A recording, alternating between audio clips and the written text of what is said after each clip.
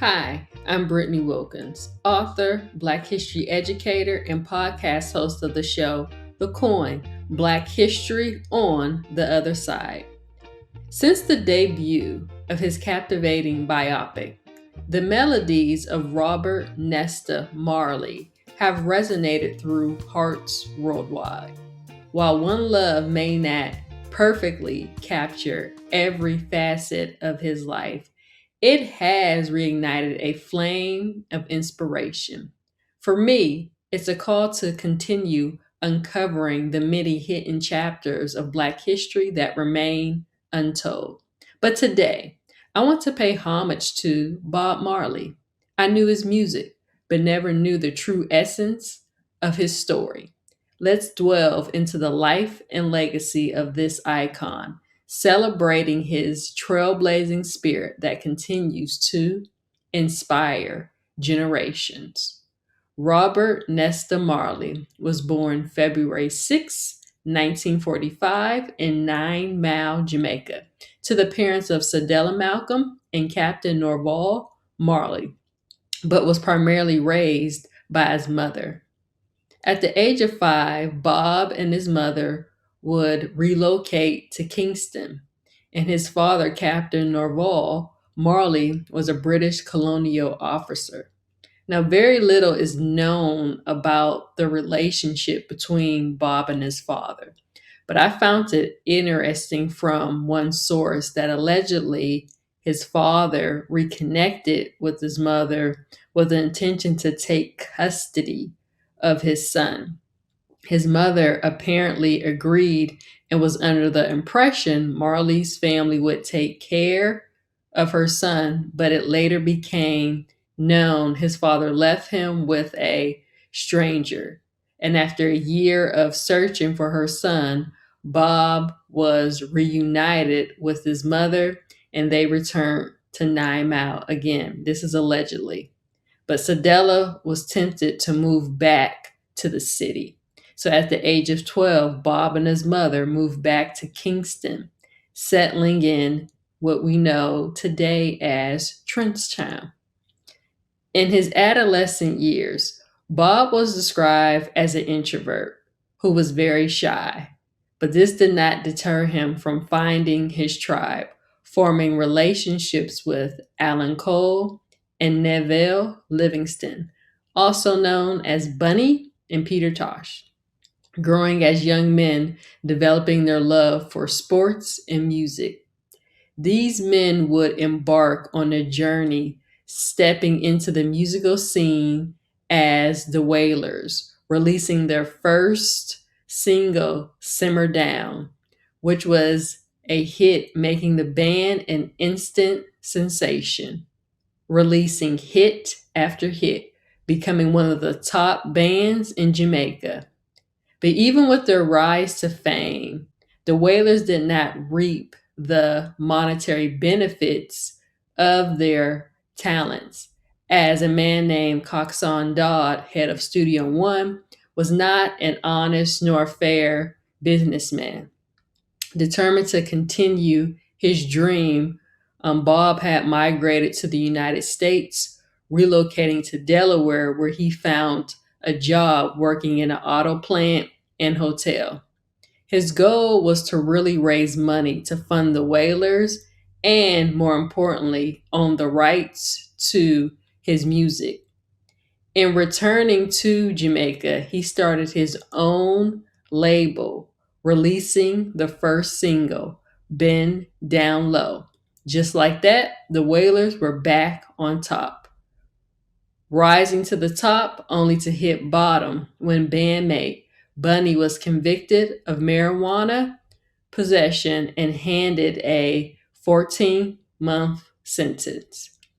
Attempting to make up for lost time, the Wailers sought to seek out a new sound in an effort to adapt to the evolving Jamaican music scene.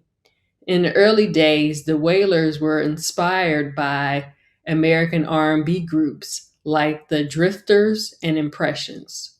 But with a new sound came the evolution of this band with their brand and image, Producer Lee Scratch Perry introduced the band to a new rhythm. No matter what style or sound, Bob and the Wailers continued to achieve success in the music business. Much of Marley's success could be attributed to him really becoming a master of his craft. According to Bunny, the singer would have about 10 to 15 songs he would be writing at one time. His work ethic showed as fans witnessed his musical genius with hit songs like Get Up, Stand Up, I Shot the Sheriff, No Woman, No Cry, Redemption Song, Could You Be Loved, Buffalo Soldier. These songs were not just a vibe. Listen closely. Embedded in these songs were deep messages tied to history. Music has a way of really influencing and shaping one's perceptions. And Bob not only wanted people to dance to the music, but really to hear the message and really act on the message.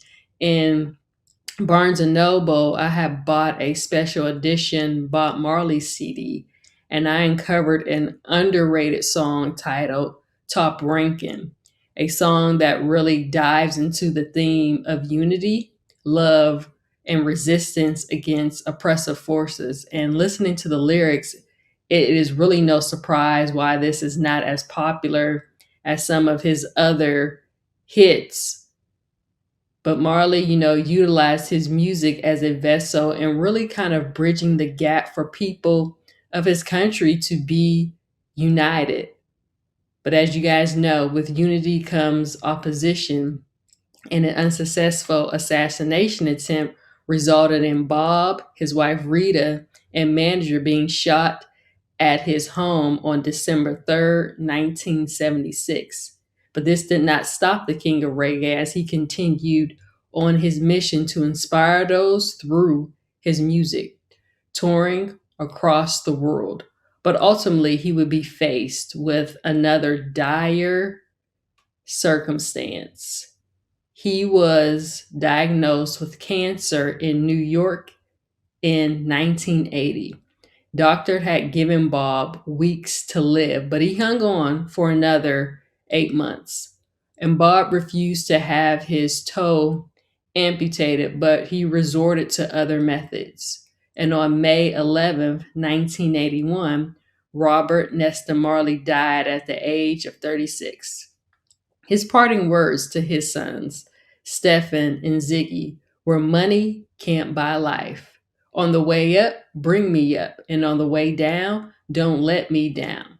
His legacy continues to live on through his children and the millions of people he influenced throughout the world. I know he's influenced me. And my father, knowing that I love Bob Marley, had gifted me a Bob Marley and the Wailers live at Rainbow DVD. And there was some bonus material on the DVD, including stories of those closest to him. Marcia Griffin, part of the I3s, sung backup for Bob. And in her own words, she said Bob was sent by the creator of God to do his work, taking the message through the medium of music to the four corners of the world, traveling the world with Bob to countries like Sweden and Japan. She saw and was really a witness to how much of an impact he had on people, seeing thousands of people in the crowd just feeling the music. And she was coming to the stage in Sweden, and saw some paraplegic people seated in the front. And to her, to really see Bob reach so many different people while he performed with such conviction was really touching to her. His wife, Rita Marley, stated his message and his music stood out, speaking for the less privileged, and he understood the struggle and enduring hardships growing up in Trent's town. To Rita, her husband was a great man, father, lover, and friend. We all have a ministry. Whatever yours may be, I encourage you to share in love, unity, and peace. If you like this video, be sure to like, subscribe, and comment, and be sure to listen to the podcast, The Coin, Black History on the Other Side, for more untold Black history stories ranging all the way from ancient Africa to present day. Thank you.